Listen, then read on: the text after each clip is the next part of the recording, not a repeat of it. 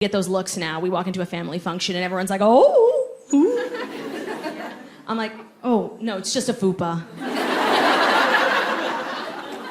We're very excited, though. Like, I can't do a Q&A on Instagram without someone being like, well, when are you and Ben having babies? I just want to say, like, when are you fucking off? Like, leave me alone. We thought about it during the pandemic. Ultimately, I came to the conclusion that I'd rather die.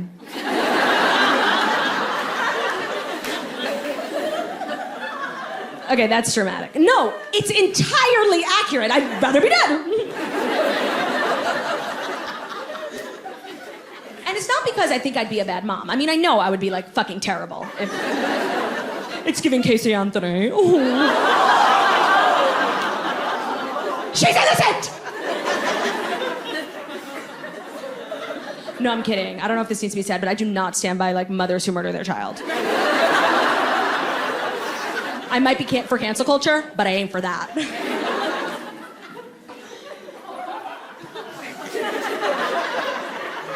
I'm not okay. What I realize is the reason I can't have children yet is because I'm literally too lazy.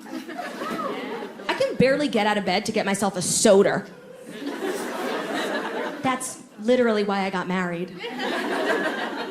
Kids are like 24/7 nonstop fucking torturers.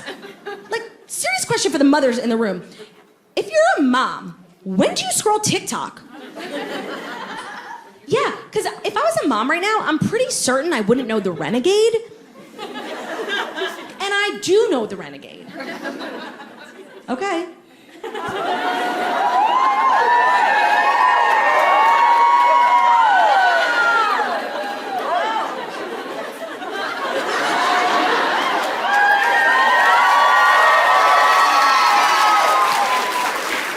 Yeah, everyone in this room, everyone watching at home, follow me on TikTok! I want that D'Amelio money, okay?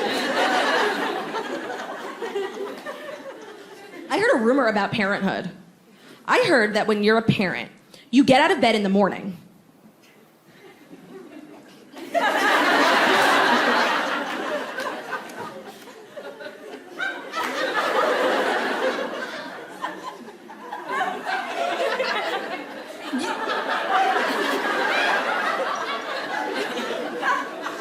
And you don't get back in until night?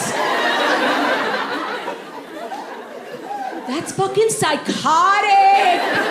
I'm calling the police. And the thing about children is they're always saying like the dumbest shit. And everyone's like, oh my God, that's so cute. Mommy.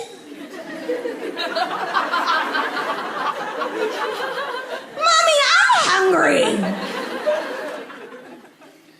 Are you talking to me? Like, oh, you're hungry. Okay, me too, bitch. Make yourself a fucking snack and grow up. That would be my like style of parenting. You need to grow up.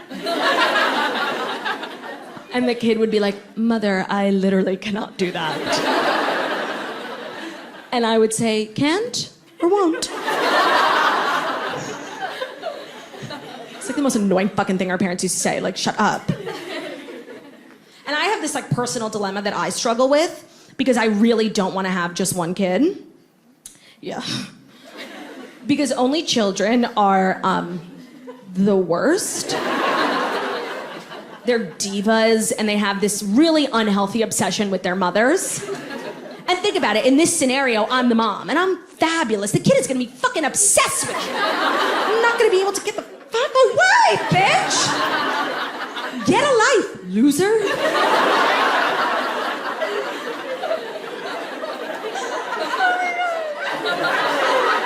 Oh my God, I'm literally so funny. Oh my God.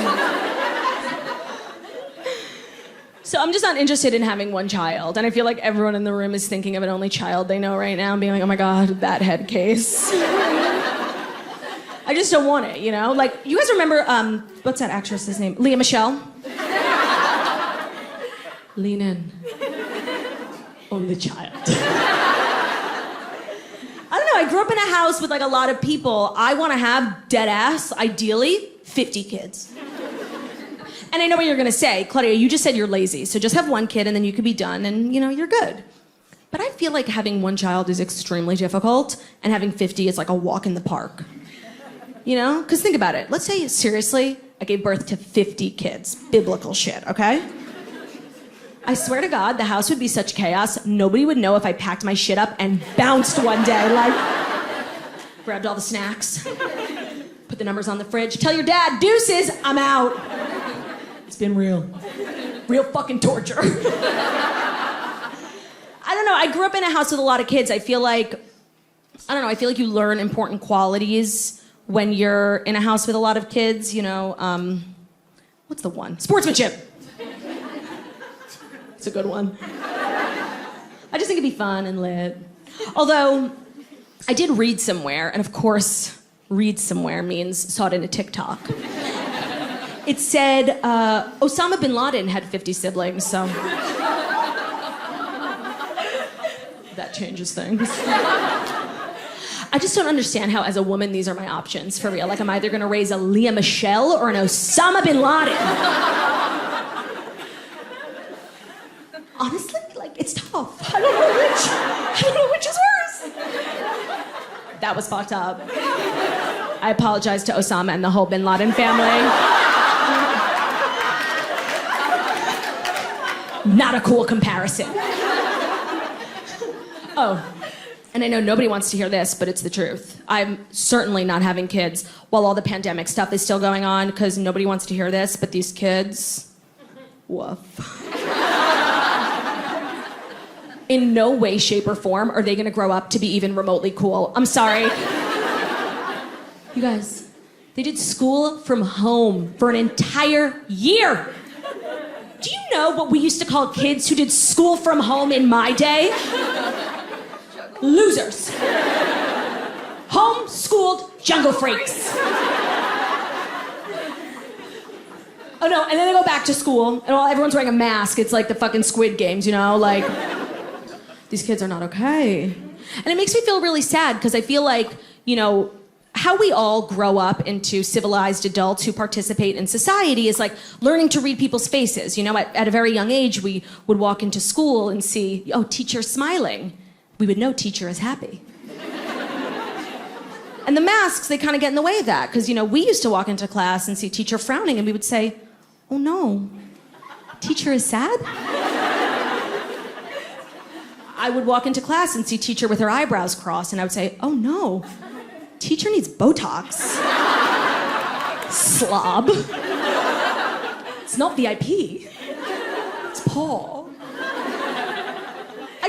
I feel like the kids are missing out on a lot, especially because here in New York, I've really thought about how kids are probably never gonna have a snow day again thanks to remote learning. And I think that's not fair. Some of my most fond memories are playing in the yard with my sisters, making snowmen and shit. No, not our kids. No, our kids are gonna be inside on Zoom calls, wearing a Bluetooth earpiece like they work at a call center. I get anxiety about having kids. My husband and I always said we didn't want kids. And now that I'm getting older, I'm like, hey, are we for sure that we don't want kids? Because that tick-tock clock's a tick.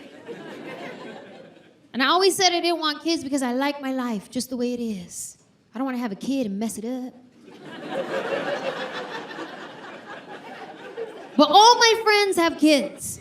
Like my friend Maya, she has 2 kids. She'll tell me sometimes, she'll be like, oh my God, Mateo has the flu. He was throwing up all night. I had to be up at 5 a.m. to go to work. Then I have to pick up Noah from school with foot, hand, mouth disease, whatever that is. I haven't slept since 2006. But it's so worth it. Really? Doesn't sound worth it. But then I look at my nephew, my sister's son, Austin. I love that kid. He's the coolest little kid. He's funny. He's got a good personality. He's kind. He loves people. He's tender-hearted. He has manners. He eats his vegetables. I look at him and I'm like, okay, you know what? If I could be guaranteed to have one like that, I will think about it. But then I look at some of my other friends' kids. You ever have a kid in your life that just the thought of spanking them brings you joy?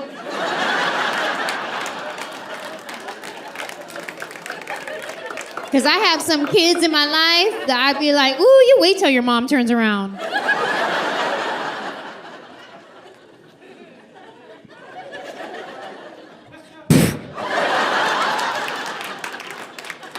He fell down. I don't know, that was weird.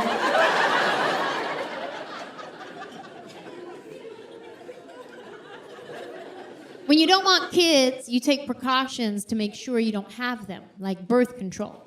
Well, birth control has hormones, and hormones gave me melasma. You know what melasma is? It's a brown skin mustache. Yeah, I have a mustache. You can't see it because I'm wearing makeup. But when I'm not wearing makeup, I look like my brother. That's messed up. Sometimes if I don't want to wear makeup and just be fresh-faced, go run some errands, when I get to the store, they ask me my preferred pronouns. They go, excuse me, ma'am. I'm sorry, sir. I'm sorry, they. Any of those work, thanks. So now I have a dilemma. Do I want a brown mustache or brown babies?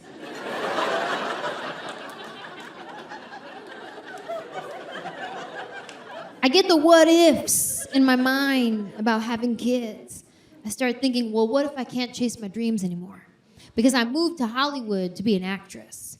I'm still trying to be an actress. I mean, don't get me wrong. I have some very cool credits on my resume, like Alvin and the Chipmunks, Our Family Wedding, Curb Your Enthusiasm.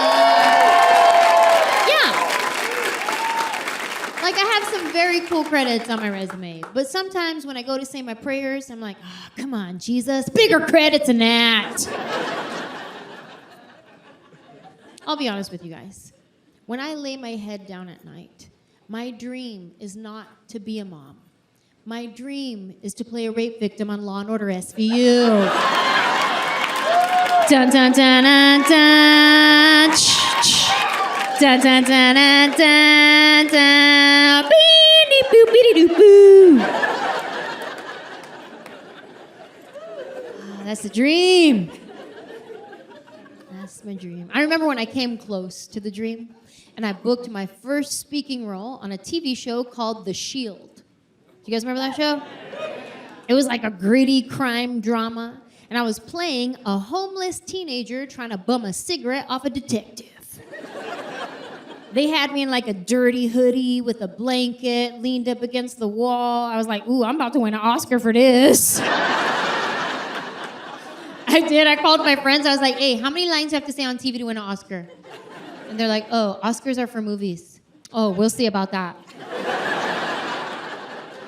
I was convinced this was going to be my big break because the fact that I even booked this role was a miracle in itself.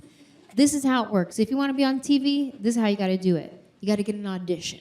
In order to get an audition, you have to have a resume. To have a resume, you have to have TV credits. To get TV credits, you have to have TV credits. Like, how does that even work? I don't know. So I just lied on my resume. I thought about whatever show was on TV, and I just put it on my resume.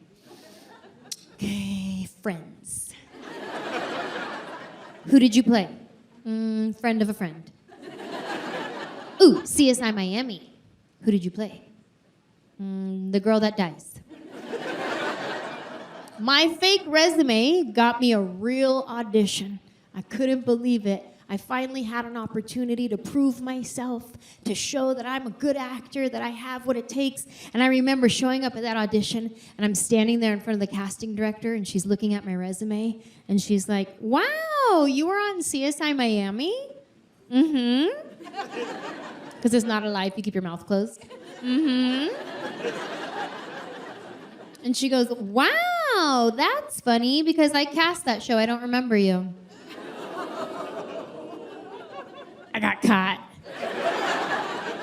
Like, what would you do in that situation? Would you just own it and be like, you got me. I was trying to see if you would catch it. You did. That's a good memory. That's good. No, you don't own it. You double down. You commit to your lie, because that's your real audition. That's how you prove that you're a good actor. Oh, I looked her straight in the face and I was like, you don't remember me? Girl. Remember, I came in here, I did my audition, and you're like, oh my God, you're so good. And I was like, thank you. She knew I was lying. But she let me audition anyway, and that's the one that I booked. That was The Shield. I was so proud of myself. Yeah. I was so proud of myself. I couldn't believe it. I remember the day the episode aired on TV, I had a premiere party at my house. I did. Everybody came to this party. Like, nobody from the show came, but like the who's who of my apartment complex was at this party. It was lit. We had pizza, soda, napkins. We're all sitting there watching my episode. And I know that my scene is the very last scene of the episode because, like, save the best for last. I think that's how it works. So we're all sitting on the couch. We're all watching my episode. And I'm like, okay, here comes the detective. He's about to ask me my question. And then the credits start rolling. They cut my part. My big break. It broke. I was humiliated. Like, getting your part cut from a TV show when you're home by yourself, that's embarrassing. But in front of all your friends and pizza. And that wasn't even the most embarrassing part of the night. The most embarrassing part of the night was having to say thank you for coming as people left my party. Bye. Thanks for coming. You. It's fine. Honestly, who cares? Like, seriously, I don't even care. Okay, bye. I think the craziest part about getting divorced is having to change your emergency contact back to your mom.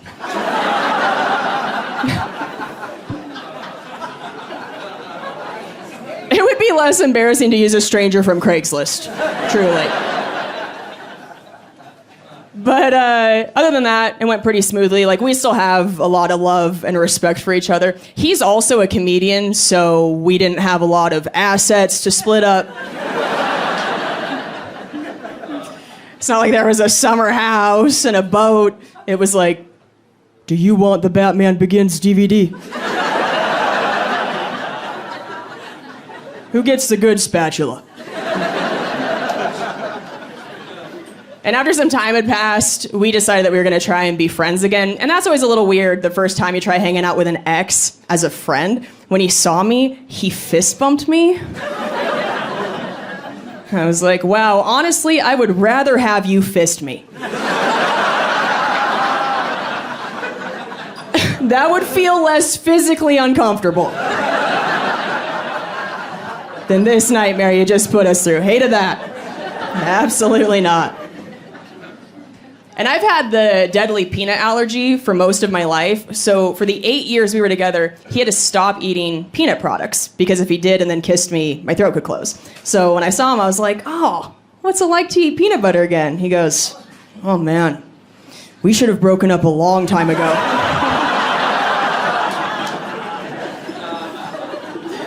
I don't even blame him. Have you had peanut butter? I can't compete with that. I hate that the person I'm with has to give that up. That puts way too much pressure on me to be worth the trade-off, right? Like, you're gonna rob a man of Reese's for the rest of his life? You better be pretty open-minded in the bedroom. Gonna make a man stop swallowing something delicious. Well, get ready to start swallowing something gross.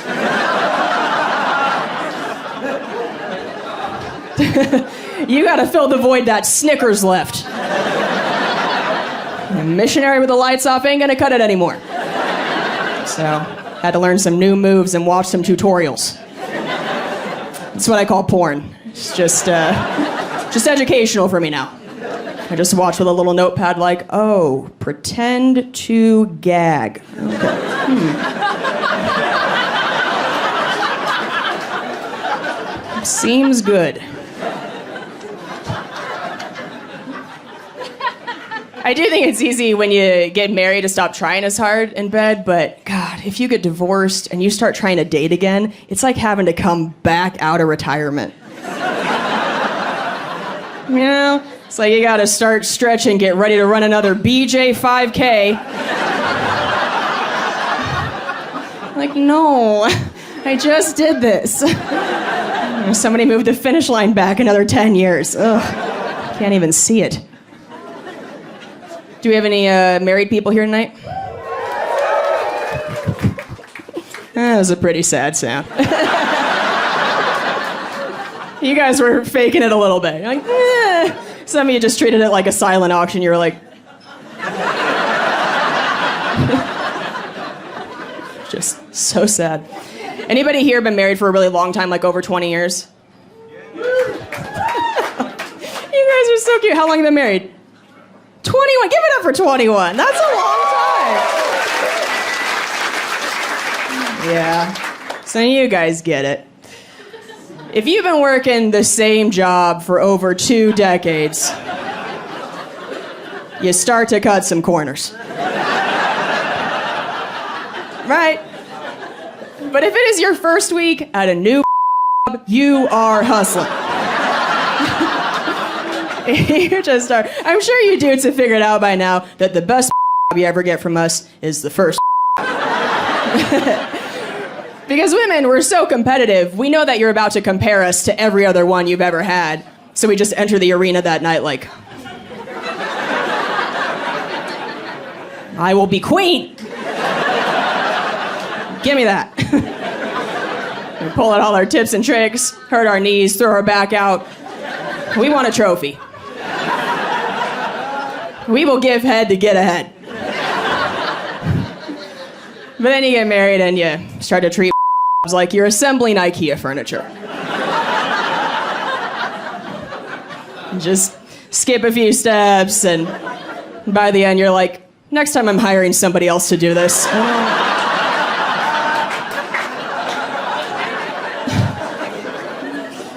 A little righty-tighty, lefty-loosey, let's get the hell out of here. We gotta go to Costco.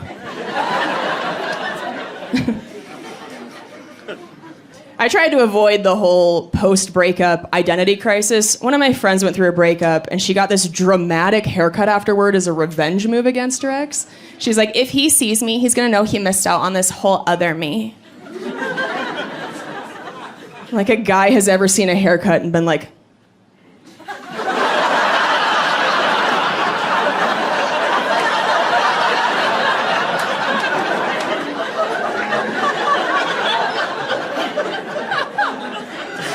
never got a asymmetrical lob, Lisa.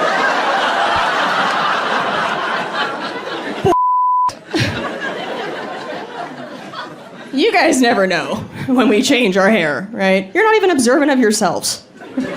Before the divorce, I was cuddling with my ex, and I felt like my leg had been stabbed. I looked down. His toenails looked like he cut them with his teeth. They're all jagged, like he could unlock a secret door in a haunted house. I was like, do you have a best friend with a matching jagged toenail? You put them together to make a best friend necklace? Is that what you're doing?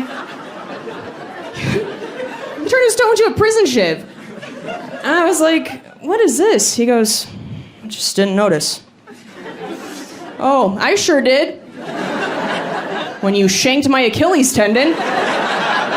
I'm bleeding out. Because I feel like this stuff only gets worse with you guys with age. Like, we've all seen the really old men with thick tufts of raccoon hair growing out of their ears. I'm sure that guy's wife has been telling him to trim it for years, and he just can't hear her. Like, Matt? It's like yelling into a fan. It's coming right back in your face. I just sat next to a very old man on a plane recently, and I had my notebook out, and he leans over and goes, it's nice to see somebody writing and not on their phone. And I was like, aw, he doesn't know I'm writing jokes about cum.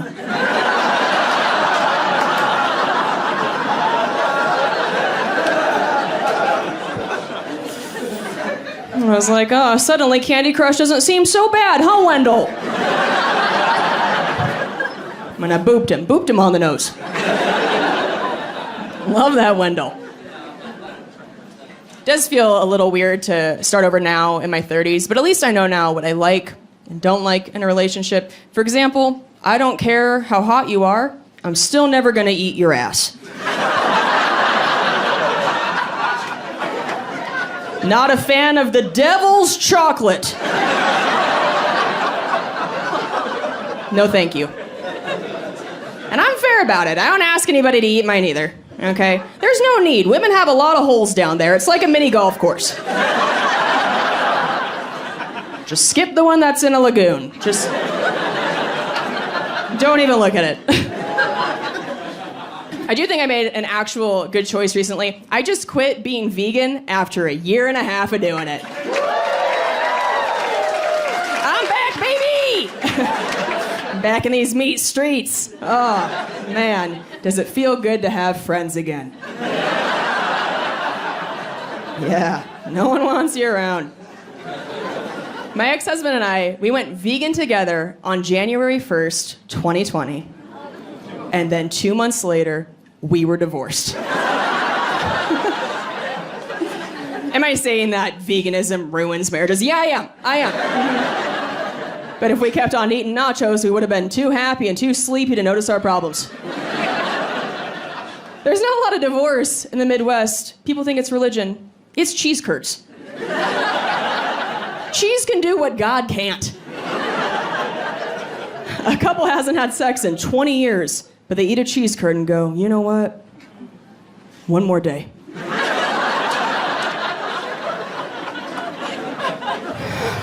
I'll think about divorce tomorrow, but right now, I'm gonna face fuck this cheddar. I'm gonna get lost in this plate.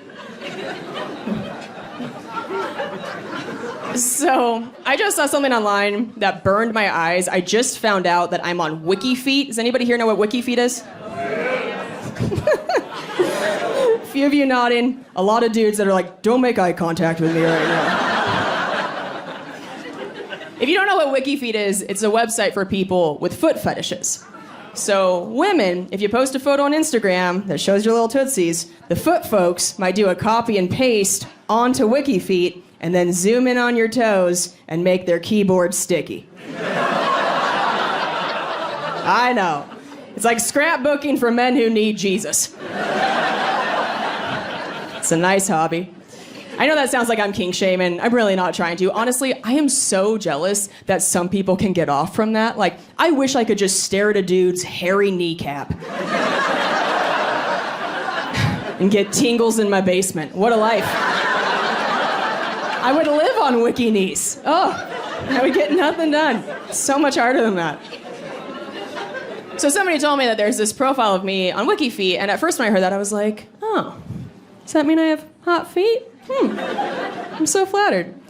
Then I went and looked. I saw that the foot fetish community has rated my feet only 2.3 out of 5 stars. Which they call okay feet. I was like, oh, apparently I have Applebee's feet. It's like, you'll put it in your mouth, but you won't tell anybody about it. Just kind of a 2 for Tuesday deal. And a few months before the pandemic hit, some dude slid into my DMs and just said, $2,000 for foot vid. Now, Denver, make some noise if you would send a video of your feet to a stranger for $2,000.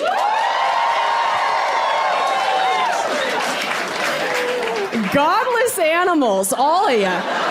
My ears, Jesus. Some of you just throw your areola up on Facebook for $1. Aunts and uncles seeing it, you don't give a shit. You're like, Venmo me my dollar, Aunt Sherry, I earned this. This is a solid nip. So I mentioned that my ex and I, we were together for a really long time, so we knew so much about each other. But one thing that he didn't know about me until toward the end, I told him that sometimes I pee in the shower. And by sometimes, I mean every time. And don't you guys act like you don't do it too. We are all swamp monsters. There is no drug in the history of time with a higher addiction rate than peeing in the shower. Okay? You think you're better than that, you think you're above doing it, and then you let yourself do it one time. And you're like, well, I guess I'm doing this every day for the rest of my life. It is the best. I feel like I'm on vacation every day, just carefree living. And I thought that he and I were gonna bond over it, you know? Like maybe we had the same dirty little secret. And instead, he was like, what? Oh, gross. That means every time I shower, I've just been standing in your pee. I was like, I do it while I'm showering. Like, the water takes it down the drain immediately. You're acting like I walk into our bathroom, drop my pants, stand in the shower, and just piss on dry porcelain like a serial killer.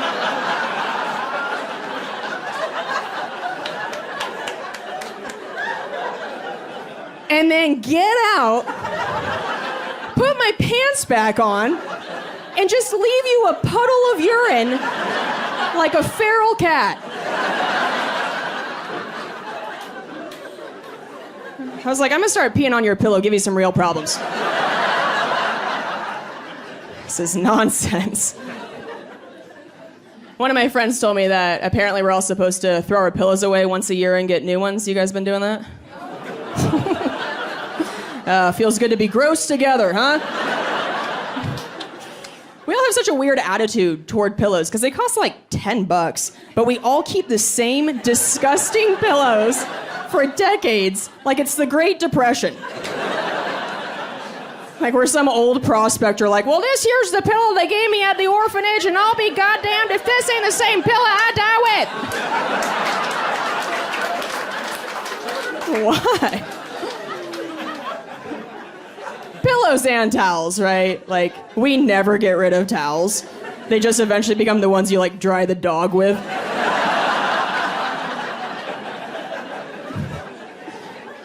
Why are we holding on to so many? Do we all think we're gonna have, like, a home birth someday? I'm gonna sop some stuff up. My grandparents' towels are historical artifacts at this point. I don't know if you visited your elders recently. They have washcloths that look like they were woven from wheat. I'm like, did this belong to Jesus? I feel like I'm drying my face with a Triscuit. My eyelids are bleeding.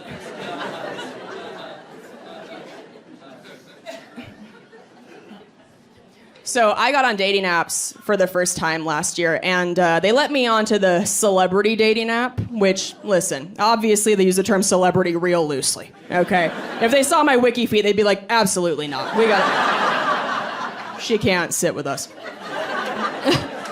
Yeah, they let in somebody who's 32 and still shops at Forever 21, so I for sure tricked them. I know that store is trash, but I just can't stop going. I just love it so much. The last time I was there, I told the girl at the register that I found a makeup stain on this tank top I wanted, and I asked if I could get a discount, and she just stared at me with dead eyes and was like, "It's already only $2.99."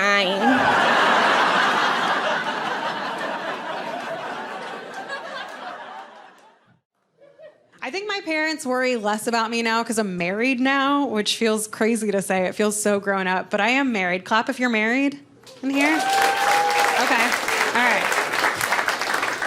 Tell me if you guys do this too, because my husband and I are out of things to talk about. We are. It's why I'm here. So what my husband and I do to spice things up, and I'm curious if any of you do this too, is he and I, we like to make up scenarios. And then we ask each other, would you stay with me in that scenario?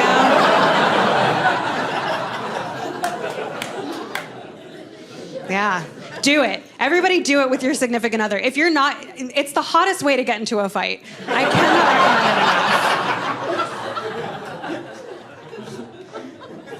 Like one time my husband asked me, would I stay with him if he realized he was trans? And my immediate answer was yes, of course, which surprised him. So I had to explain, first, he's more than just a body to me, right? He's a whole human being. I love him for who he is. Divorce is expensive. And second, I had to explain to him that my least favorite thing about him is that he's a man.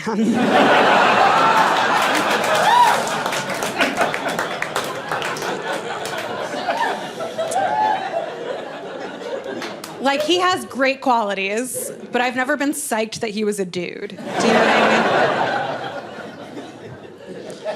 mean? Okay, I can feel some of you pulling away. I feel it. I get it. I think there's this really boring debate happening right now in this country where people have gotten really obsessed over these definitions of how do you define a man or how do you define a woman. And the reason I find it so boring is I think it's okay that we all have different definitions, right? That's fine. If you define a man as somebody who has a, I honestly think that's fine. It's just not how I define a man. Right? I define a man as somebody who does something where then you're like, hey, why would you ever think to do that?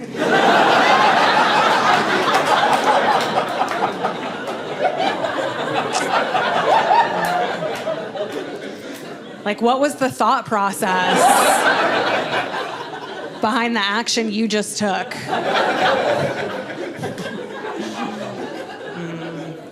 An example, you ask? Sure. You got it. Last week, our dog threw up on the carpet, and then my husband cleaned it up using a dustpan and brush. That's the most man thing I've ever seen in my life. Ever seen it. Okay, here's how I know it's something only a man would do, is I can see you guys. And when I said that, I saw what happened, which was a lot of women looked back at me like, ew, gross, I can't believe he did that. And a lot of men looked back at me like, I don't get it. I don't know what he was supposed to use, I'm gonna be honest. Paper towels.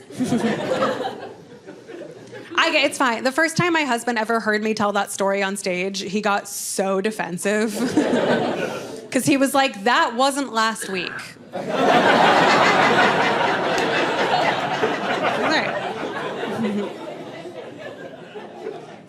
I love my husband. I'm pro-husband. My husband is he's older than I am too. You know, like it's not nasty. Like the way I said it came off. It's not that bad, right? He's older than I am, but you wouldn't look at us together and be like, oh, she doesn't talk to her dad. Like, it's not that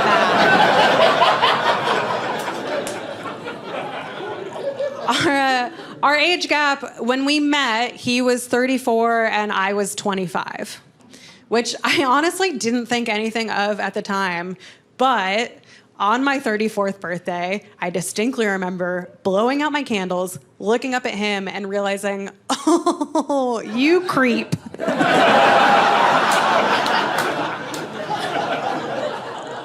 What was he doing with me? That's so gross. Because would I date a 25-year-old guy now at this point in my life? Absolutely not. So gross. I think it's because 25-year-old guys are bad at everything. Like, I'm sure you have, like, life skills or whatever, but, like, sexually, they're bad at everything, right? There's not a single 25-year-old guy who's, like, good at eating. They're all so bad at it. 25-year-old guys are so bad at eating. They are. And if you're 25 and you're in here and you're like, I'm the exception, there are zero exceptions.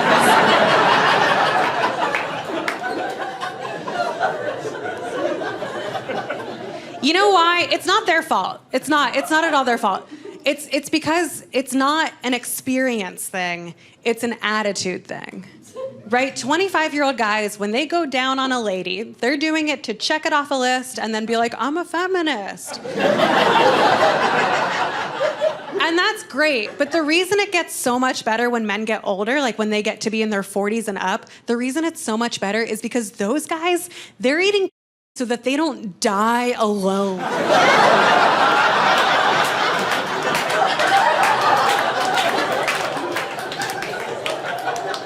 And that is so much better. Truly, they're eating pussy with fear and terror.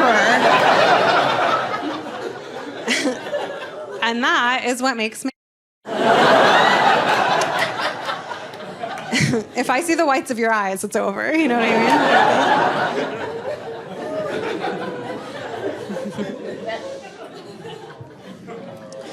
mean? Thanks. That's the woo of a sated older lady.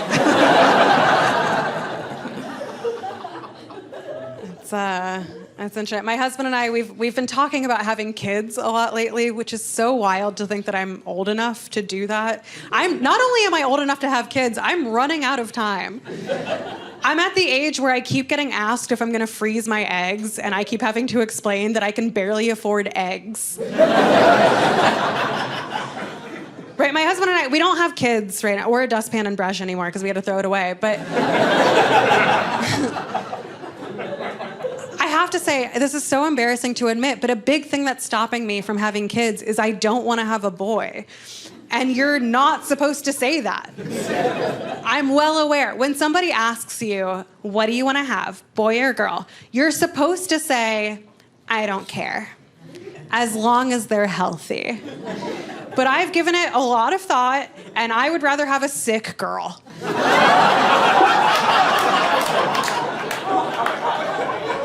Would fully rather have a frail, sickly daughter than a strong, healthy son. I'm not trying to be insensitive. It's not that I hate men, right? I don't hate men at all. I know I give off that vibe because I have a few jokes about it and a nose ring, but I don't hate men. The reason I don't want to have a boy, one, is because I don't know what, boy issues are. You know what I mean? I don't know where that's coming from. I know where girl issues are coming from. I understand it's society, but I don't know boy issues. And I know men have issues because I've read the comments they leave on my videos. But I don't know where it comes from. The other reason I don't want to have a boy is because when you give birth to a boy in this country, one of the first questions that the doctor asks you as the mother is, do you want to circumcise him? And sorry, but that's a crazy decision that I now have to make for somebody I just met.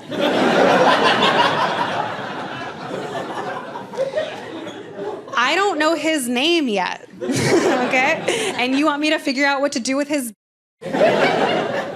It feels like college all over again.